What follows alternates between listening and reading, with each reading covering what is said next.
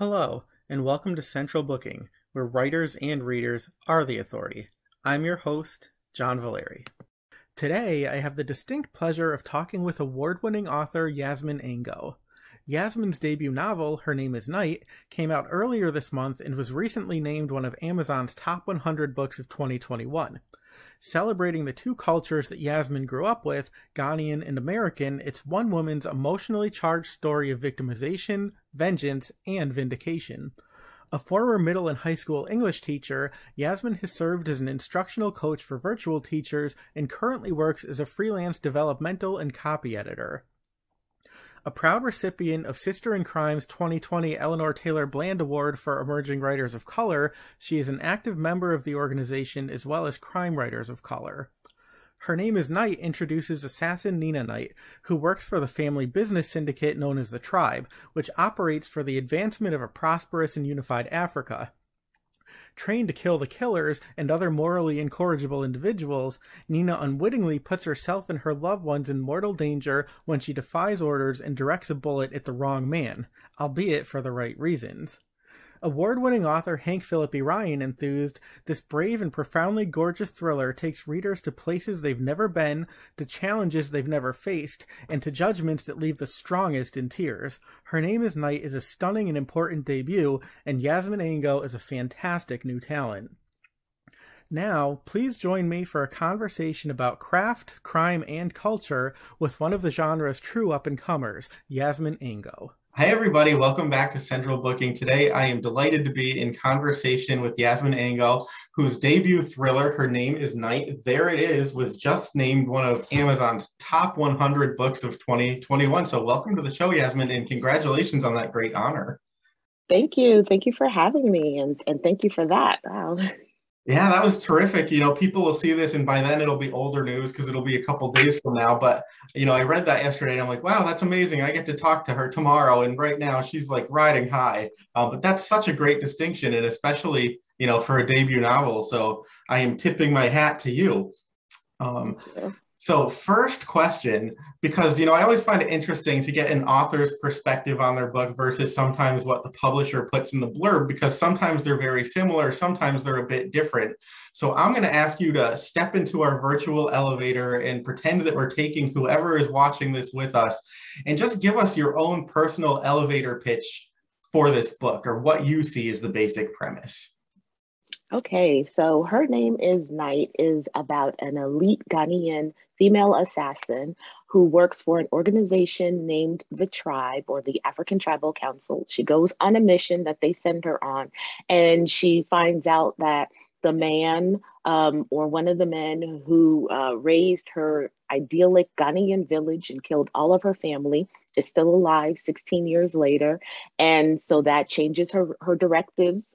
Herself changes her directives, and she now goes on a journey of revenge, or thinks that she needs to go on a journey of revenge and redemption for herself. And in order to get them to, I'm sorry, I keep messing up, but in order for them not to do the same thing again. So she doesn't want history to repeat itself. Sure. I'm horrible at elevator pitches, John, so thanks for that. I thought it was pretty terrific, but you can tell that, this book packs a punch. Just saying that there's so much to unpack with that. Thank you. But I love it. And I wanted to ask you about Nina because she's a really interesting character because there are so many layers to her. She's so complex. And as you mentioned, she's sort of a trained avenger, a trained assassin, albeit with a very, clear moral compass. The people who die, there's a reason for it. It's not innocent people who are doing well in the world. But still, I'm wondering if you can tell me, was it challenging to write a character who kills? Because, there are some people, regardless of the circumstances, who might not get behind that. But she is very much the hero of the story. So I'm sure that has to be a balancing act when you're creating that. It certainly does. That was one of the questions that I asked myself when I had originally created the character, and I knew that she was going to be a character that, walked, within the gray of what's right and what's wrong. And I was like, well, how, I do want her to kill people because I like those kinds of stories myself. I like an unreliable character and things like that. And someone who's complex, like you said. So how do I get the reader to like, root for her and things like that? So that's where like the creation of like the tribe and what they stood for and what they're trying to do, and that they're very specific in the people that they decide to take out. It's very much within their organization and people who they feel like does not advance their cause, their ultimate cause, which is for the advancement of the African diaspora and to be uplifted in the world. And so I decided that that's going to be like the thing that they do. And then for her specifically, I was going to make her unapologetic. So she has no apologies for what she does. It is what she does. If she was a baker, she would be like, I bake bread and I'm proud of it, and so that is pretty much how I was thinking about it. Like I would root for someone. I'm not, someone, I wouldn't go kill somebody, but I can understand why someone would in her situation and in certain, situations. And so that's what I really wanted to make sure is that I gave the reader a real reason as to why she would do it. And though they may not do it, they can understand why she would do it. Sure. And I think regardless of what you're, thinking, when you're reading this book, you'll find yourself thinking, just pull the trigger, even if you don't think you're going to want her to, you will. It's very well You done. will. You will. But Thank you. yeah, and speaking of the balancing act, I wanted to ask you too, in your author's note, you mentioned sort of the struggle to balance the realities of violence with being sensitive to the nature of that. And I'm wondering if you can talk about that, because obviously you do want there to be a sense of realism, because then you understand the characters and also real world violence better. But at the same point, it's fiction and you want people to have a good time. So how did you, approach that throughout the writing of the book? Well, I definitely, when I was writing the book, I didn't think about, the triggers and things like that, because I was just writing, again, like as a reader, I tend to, even things that might disturb me. I understand like what you're saying, that it is a fiction, a work of fiction. And, perhaps the author felt like they needed to do this, especially if it's done in a way that is still respectful to, those situations. And it's not something that glorifies. And so when I wrote it, I went back through those scenes, and I struggled with them as I was writing them. Those are some dark scenes. And I really took my time with it. I went back and I read it to myself and read it out loud. I had my CP critical partners, to read it and tell me what they thought and how they felt. And I really wanted to make it something where the reader was really there, right time, real time with the character. And I also wanted to make sure that, I was protecting the reader as I, try to protect myself. So I had, built myself up to it, right? When I was writing it, I didn't know what I was writing until I wrote it. And I was like, whoa, you know what I mean? And then I was like, well, let me go ahead and protect the reader, because I know what's coming. And so I want to give them forward knowledge that this is what's coming, and I'll talk about like how I struggled with it as well. But I felt like, just very much like you said, that I couldn't just give a cursory view. I had to give the reader a real in-depth view into what was going on with that character, so that they could understand why she was the way she is later on in her life. So that's what I did. And then I slapped those trigger warnings on there just to, cover my bases as much as I could. And honestly, I was thinking about the reader at that point. And people would like warnings, and I would, sometimes I might like a warning or two, but that's where my mindset was. Sure. Yeah. I mean, it was very powerful and intense to read. So I'm sure living in that world was even more intense, because, we get to read a couple pages and then we're on to the next chapter. But pages that are quickly read, that doesn't mean necessarily that they were quickly written. So I'm sure you're happy to have, come out on the other side of this book Very much too. so, yeah. But I thought I'd ask you too, and this is not a spoiler, and you actually, I think, mentioned it in your elevator pitch, but there comes a point pretty early on in the book where Nina sort of makes the fateful decision to not kill one of the people that has been targeted and that she's been told she should kill, and she actually kills somebody else. And I'm just wondering if briefly you can tell us sort of what the personal and professional implications of that specific act are. So the personal ones, it's a very reactionary thing for her when she sees that, the person, and I won't say why she even hesitated with the person that, she was supposed to kill, because that's quite not in the spoiler. And so when you read, you'll find out what her hesitation was. But when she sees the person who has participated in the things that were stolen from her, in killing her family, in putting her in a situation where she was in human and sex trafficking and things like that, and she realizes that this person is still here, and I thought that this person was gone all this time. It's a visceral reaction, and she doesn't even think about it. She just, is like, well, he's got to go. And she doesn't even think about the ramifications afterwards, at that moment, because all she knows is that human, instinct to rid this world and rid herself of this nightmare that she has tried for 16 years to get past, and it brings all that stuff back to her. And so she just knows that this person is not someone who needs to be here in this world, and she can imagine the things that he's been doing in this time, and she just gotta she's gotta help the world. She's not thinking about that at that time, but all she's thinking about is getting back at this person. And when you read the book, you'll find out why this specific person is someone that she just he has to go right away. And so, yeah, and she afterwards is when she's like, yeah, okay, I did a thing. And because she is unapologetic about her job, she's not going to apologize for that, but she will, be apologetic about the ramifications. And she's very prepared to receive whatever punishment she gets from the tribe for not doing what she was supposed to do. Absolutely. Yeah, like they say, it's better to ask forgiveness than permission, right? Exactly. But she's not even going to ask for forgiveness. She's just going to be like, it is what I'll it take is. the consequences, but I'm not going to, ask you first. Right. I'm not going to like your answer. Right. So we'll do it and deal with the rest later. Exactly. A very wise decision on her part. She's very intuitive. I love it. But I wanted to ask you too, there's a great structure to this novel. Instead of sort of a before and after, if I remember correctly, it's an after and before. It starts after and then we turn to before. And I wanted to ask you how you feel that this structure strengthens the story that you wanted to tell, but also, how did it complicate the planning or plotting process to have such a complex framework for a story where you really need to know how the past, feeds the present and the present feeds the past? Yeah, so it wasn't complex for me for book one.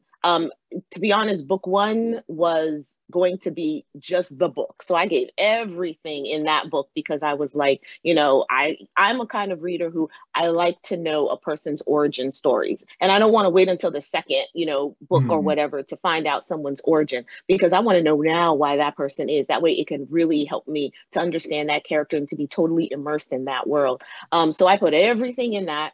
And then when I got my deal and they were like, it's a 2-book deal and it's going to be a sequel. And I was like, oh, okay. And so that's where the complexity came in, because I was like, well, so I did this thing in this first one, and how does that work for the second one? Because now we know her origin story. And so how do I move from that? So it's a little bit more complex in book two, that setup. But in the first one, it just came naturally because I just knew that I have to tell everyone why she is, how she came to be, because I thought that story, how she came to be, it is her before story is such a story of survival, and of the tenacity of this 14-year-old to survive all these things, all these adults, and being in going from Ghana to France, and things like that, and then to London, and to be this person who's never left Ghana before. And I thought that was amazing, even though I'm the one who wrote it. I feel like very much like a reader, so I was writing it, but I felt very much like I was the audience and the reader going through this. And I was like, man, Anina, you are amazing. And I'm like, but I wrote her, but you know what I mean? But so it was easy to do those before and after scenes. And I felt like the reader and myself, so I wrote the before scenes, I wrote the whole before first. So to me, it's like 2 books in one. So I wrote everything for before first because I myself, as the writer, needed to understand what led her to where she is, and then the feelings that she would have when reflecting back to, her past and things like that. And then I wrote the after. And so that's how I kind of like worked it, and it worked for me. And so I hope like that works for the reader too, because I like I'm a big foodie, so I like to be full, and I like to be full even in my reading. So I hope that I did that for the reader and gave them everything so that by the end they're full. Yeah, no, absolutely. I thought that, the transition between chapters was terrific. Sometimes in these kinds of books with that structure, it can be very jarring going from past to present, but it was pretty seamless.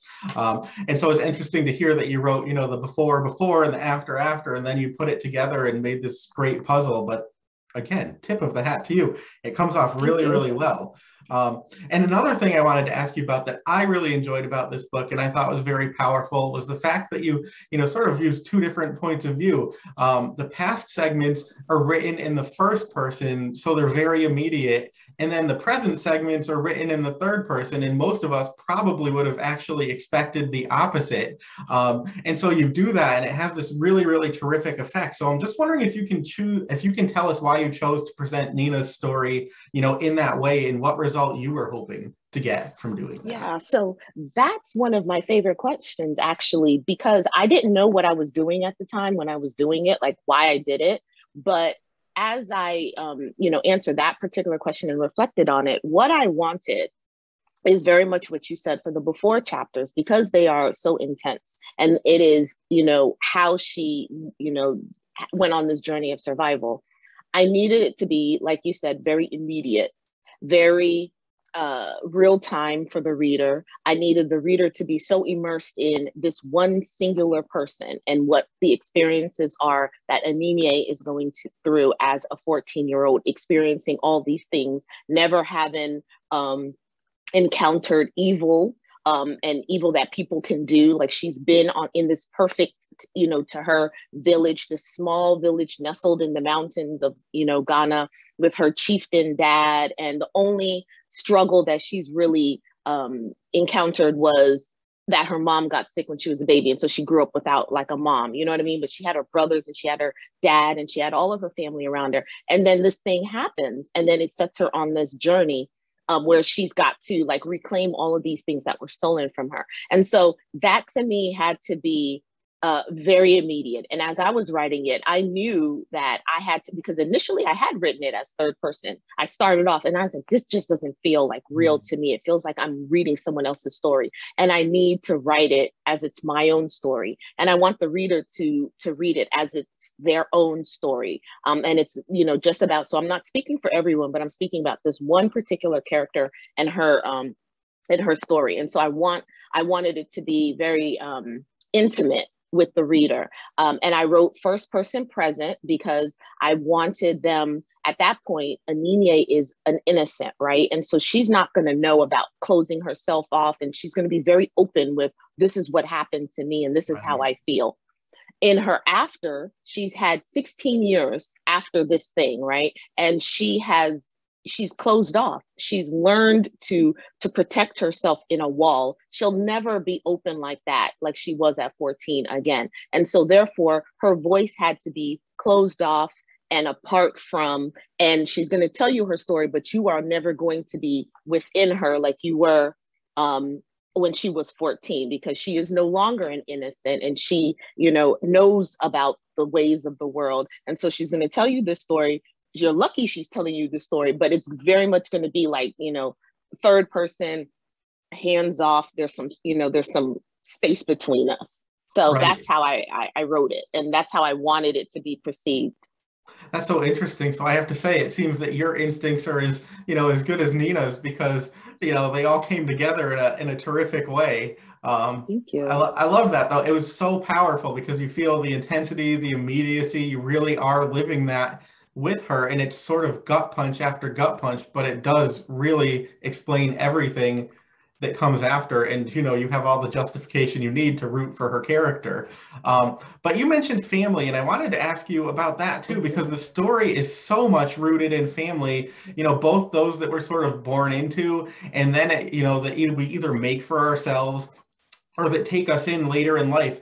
And I'm wondering if you can talk about that and how Nina endeavors, you know, to stay true to both her biological family and then the family that she's taken into after the incident that you mentioned.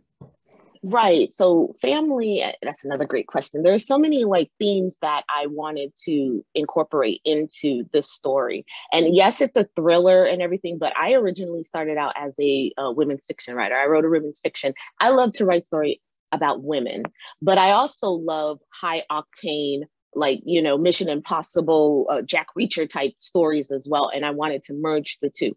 And so in doing that, that meant that if it's a women's fiction with this thriller, we've got to talk about some deep things that, you know, women would talk about, which is family. And at that time, I was going through my own thoughts about like, what is family and how is family important to me? Because I was realizing my dad had passed a couple years prior, several years prior to when I actually started writing the book for real, for real. But I thought about the idea soon after his passing because I was like, he's gone and he's an immigrant from Ghana, and all of his stories and all of his culture and all of the things that made him such a great dad is gone.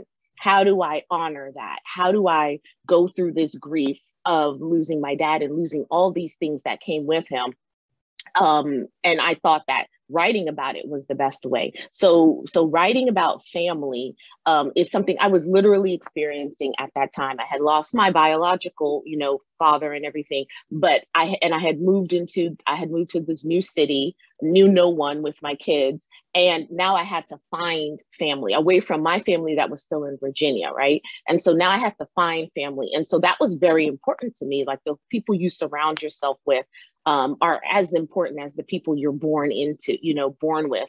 And so I wanted to really highlight that was so important to Nina and Anine, because that is what, you know, they grew up on, is such a strong, you know, ethic of family and surrounding yourself with people who bring you joy.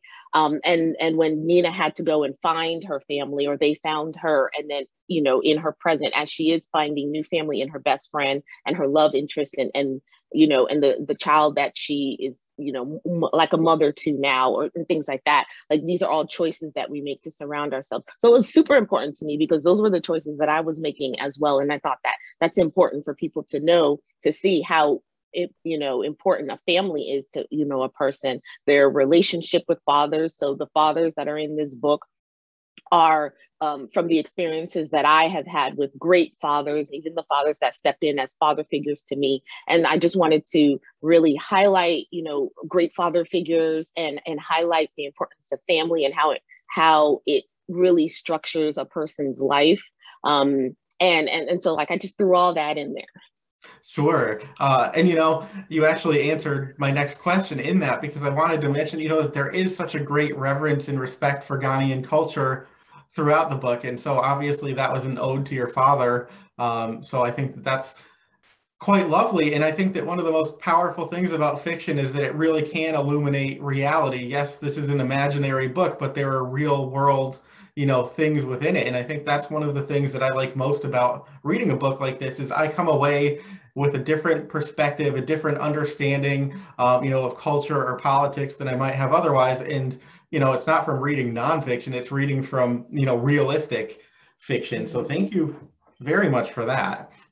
Thank you. Thank you. Yeah. And so I have to ask you, Sisters in Crime, they bestowed the 2020 Eleanor Taylor Bland Award for Emerging Writers of Color on you. So I'm wondering if you can tell us what that distinction and the organization as a whole, and sort of crime writers of color too, because I know that you're very active with them, but can you tell us, you know, what impact that's had on your journey toward publication? Oh yeah, that's had a huge impact because everything that happened like last year is still a blur that I am, you know, still trying to like figure out like how the hell did that all happen? You know, so everything happened boom, boom, boom right after.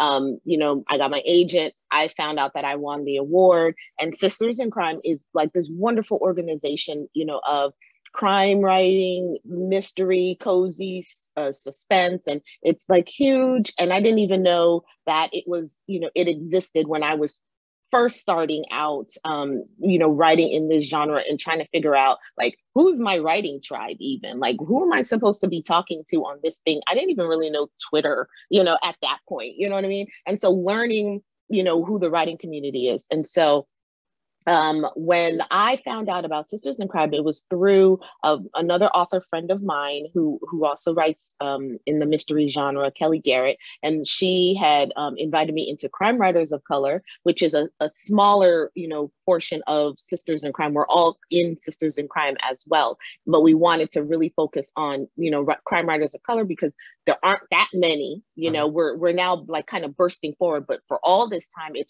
we've not really been in this genre, in these certain genres. And so, she's the one who suggested, hey, there's this, contest, why don't you join, or why don't you apply for it? And at that time, actually, and this was like in maybe April or something like that, or maybe March, but I was about to quit writing because I was getting all these rejections. And I was like, you know what, this thing isn't for me. Maybe people, know more than I do about my writing, and maybe I really suck. And so she said, hey, just, apply. And I was like, okay, but I'm not going to get it. Plus I'm going to quit in like 2 days or whatever. And so I sent it in, and I also sent my query to my agent. I had sent that to her, a while ago or whatever, and just didn't think I was going to hear back from anyone. And so the group Sisters in Crime, when they finally, let me know that I won after I, got my agent, and I was like, oh, wow, this was literally weeks within, like 2 weeks between the two of them. And I was like, oh, okay, I guess I'm not going to quit after all, because somebody seems to like me. I found out about them. And when they announced later on in that year, I think August, is when Melissa, my agent, said, okay, we're going to start subbing at that time. So the promo and everything for that really helped, I think, shine a little bit of light on the story when it went to editors and got their whistles wet, I guess, or whatever. And they started like nibbling at it. And it's been such a great organization because they're so welcoming. And they have so many people at so many different levels. And they teach you so much, and they're always happy to like explain, because I have a whole lot of questions about how all of this stuff works. And so they have been a great organization, and Crime Writers of Color have been a great group of people and organization of such talented writers, and I appreciate that award, because I didn't know Eleanor Taylor Bland and her writings prior to finding out about the contest. And it helped me like research her and to find out that she was one of the few who wrote like detective series, and her character was, a Black woman who was a single mother, and she was a detective. And I was like, that's so awesome. Like, I didn't know. And I'm not saying that there aren't other books like that. There haven't been, but I didn't know about them. I knew Black authors and Black women authors, but that was more in the sci-fi realm. Right. With Octavia Butler and things like that, Toni Morrison, Beverly Jenkins, and all of them, but I didn't know that we could write like mystery. And so the very first, and even Walter Mosley, like I knew about him too and everything, like towards the end, but like I didn't know that a Black person could be in this position until I started reading Alex Cross with James Patterson. And I said, whoa, wait a minute, like there's a Black guy and he's like this FBI person, and like he's the main character. And that like opened up my eyes, like, so this is possible. And it was so well received that I was like, so people can see this, and like I can envision this. And that kind of gave me like the oomph. And I was totally obsessed with Alex Cross because I just was so in love with that character, and then moved into Walter Mosley, and that's kind of what opened it up. And you can always stop me when I'm blathering, because I just love this stuff. And so I just wanted to make sure that when I started it, when I wrote this book, this was also not only all that other stuff that we were talking about family and culture, but it was also writing about a group of people who are not normally seen, and putting them in this space where it's typically, white male, and written by white male, or whatever the case. I wanted to see me on these pages doing these high octane things like Ethan Hunt from Mission Impossible and John Wick and all that other stuff. So that's my story. Did I answer your question? You sure did. I like your story. I gotta say too. I'm sorry. I'm glad you listened to Kelly Garrett. I'm sure you're glad you listened to Kelly Yes, Garrett. I yes, mean, yes. if I I've tell her all the time. if I've learned anything in life, it's you should probably just listen to Kelly Garrett because she knows, what's up. And also, Yes, it's nice to know that some good things did happen in 2020 and you were living proof of that. So thank you. love it. Yeah. So a couple of more questions for you, if you don't mind, and then I will let you get back to your real life and your writing. But I have to ask you, I feel like every time I get a teacher in the hot seat, I open Pandora's box. But I know that you have taught English in the past, and I'm wondering, in your experiences and in your opinion, what of writing can be taught versus what is intrinsic talent, and how can discipline or tenacity factor into that equation? Yeah, I love that question. So, writing is something that is definitely innately in you. Everybody, though, has a story to tell, and it's whether or not they're telling the story that fits them, right? And I can say to my students, and I have when we were writing, okay, we're gonna write like a fiction, or we're gonna write a poem, and kids were like really like, oh my gosh, I don't want to write a poem. I'm not someone who likes to write poems either, so that's not my thing. But I think that there is something that everybody can do that they just need to be kind of introduced to. But if they don't, like, that's totally fine as well. Like, it's not for everyone. It's something that you really, really have to love because you spend a lot of time with it. You have to be someone who is totally into words, and you're always sitting there trying to figure out what is the best way to write this line. And so that's the discipline and tenacity, is that you're going to sit there, and readers will think that this thing came out like it just came out of my head in like 30 minutes and it's done. No, it took me a year to write this. And then it took us another year to get it to the point where it is now. And that takes a lot of time, and that's very solitary. And you're sitting with these characters, and these characters are talking with you, and maybe other people don't understand, but people who are totally who have a passion will understand that passion. And that goes with athletes, and that goes with just anything anybody does, even someone who's a gardener and loves gardening. Like, this is the thing that makes you calm. This is the thing that you are so passionate about, and you want to do so well that you're going to spend that time with it, and you're going to make sure that it is perfect for you, because all you know is you. And whatever you make perfect for you also becomes like perfect for everyone else, because they see, I think, that passion through your whatever it is, your final product.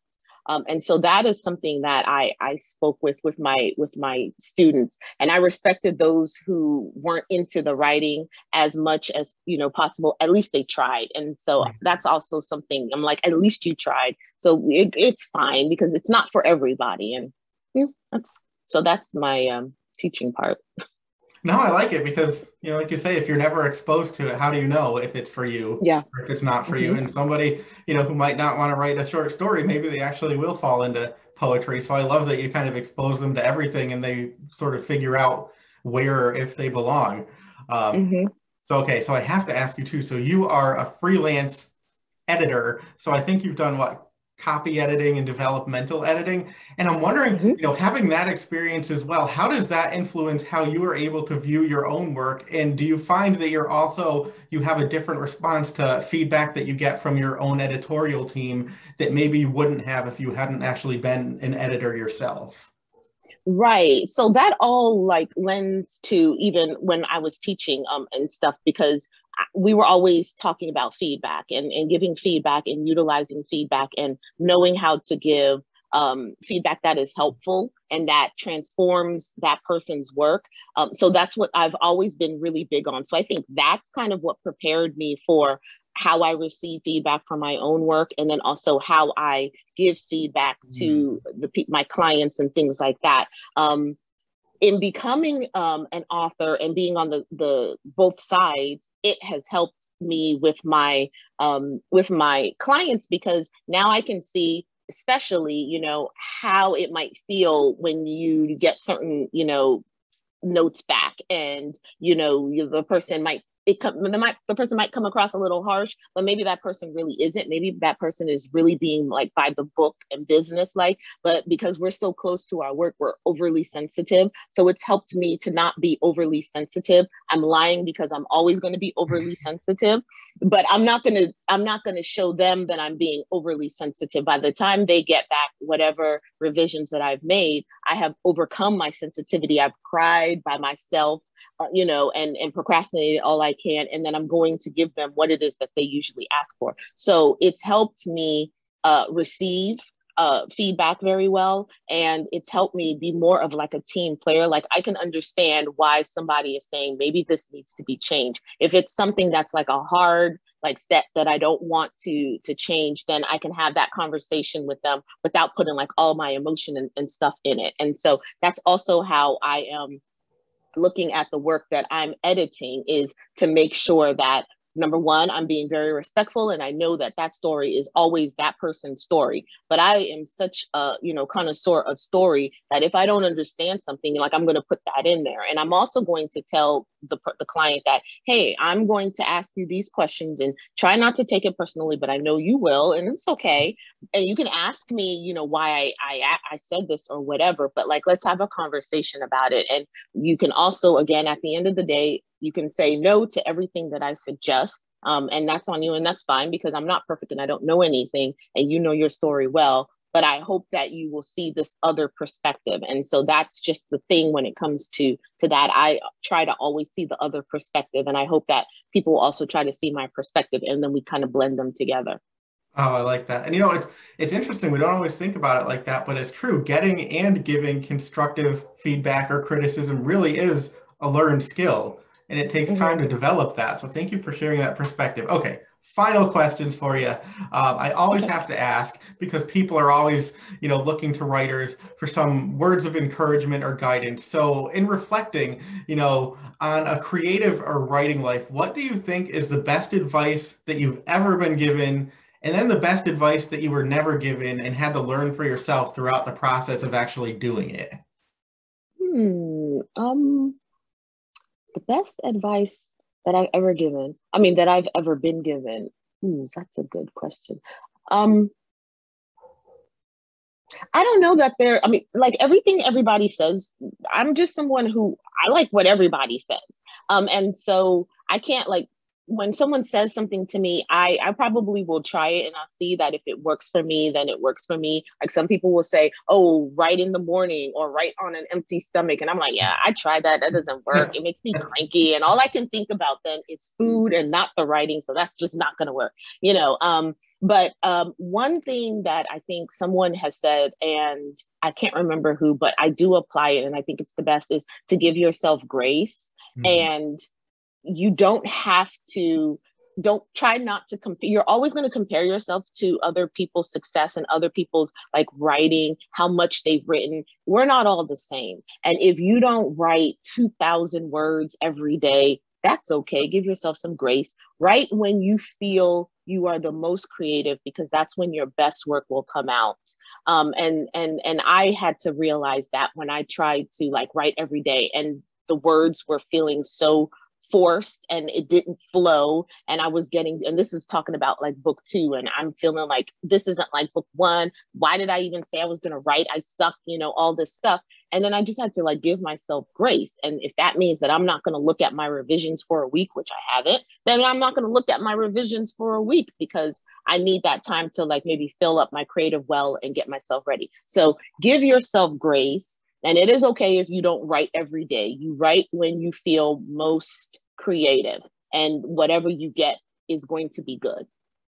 That's terrific advice. I love that. Give yourself grace. I think we all need to, because if the writing ceases to be fun, then it's kind of like, why do it? Exactly. So final question to you, everybody's going to be reading Her Name is Night if they haven't already, but you have told us that we can expect more of Nina, which is terrific. And I'm just wondering if you can leave us with a little teaser of what we might expect next from her and from you. Yeah.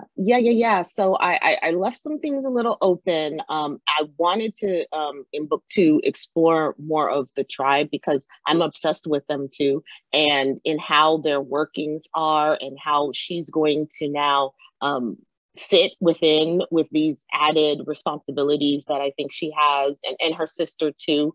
And so I really wanted to focus on this found family that she has with her best friend and her romantic interest, if that like pans out and stuff. And so yeah, so they're gonna get more of Nina now in the present as she's trying to figure out where she fits like within the tribe and really what she wants to do in there, because they want her to have this responsibility that she's not wanted, and now she has to come to terms with, is she going to accept this responsibility and be the tribe member that they want, or what is she going to do? So that's the focus of this one. And there's a lot of stuff, there's some people that are going to be coming for her and the family and the tribe, and so it's going to be, some more high octane stuff.